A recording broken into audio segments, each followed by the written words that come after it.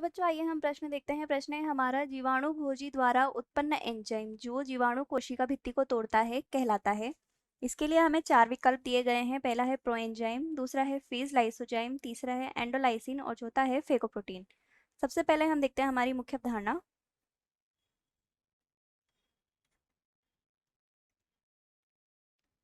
जिसमें हम देखते हैं हमें यहाँ पे बोला गया है जीवाणु भोजी द्वारा उत्पन्न एंजाइम जो जीवाणु कोशिका भित्ति को तोड़ता है कहलाता है।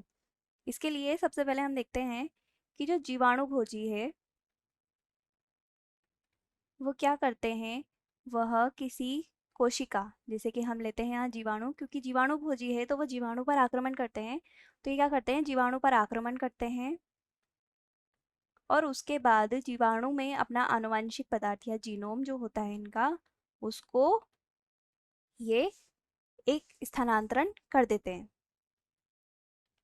उसके बाद ये होस्ट की मशीनरी यानी होस्ट के अंदर ही अपने नए जीनोम और प्रोटीन का निर्माण करते हैं।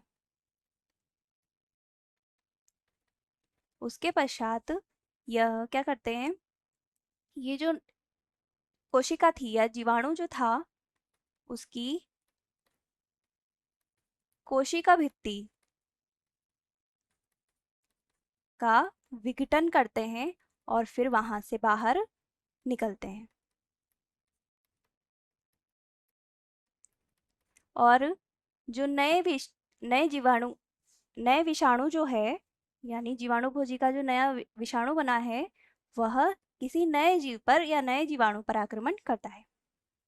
इस तरीके से यह पूरी अभिक्रिया जो होती है, यह जो पूरी क्रिया है, इसको लाइटिक चक्र कहते हैं।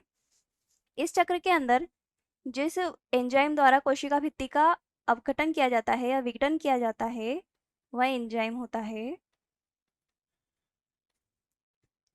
एंडोलाइसिन। यानी कि एंडोलाइसिन द्वारा कोशिका भित्ति का, जीवाणु की कोशिका भित्ति का अपघटन किया जाता है। ये सबसे पहले अब हम हमारा प्रश्न देख लेते हैं, जिसमें हमें विकल्प दिया गया है। पहला है प्रो एंजाइम।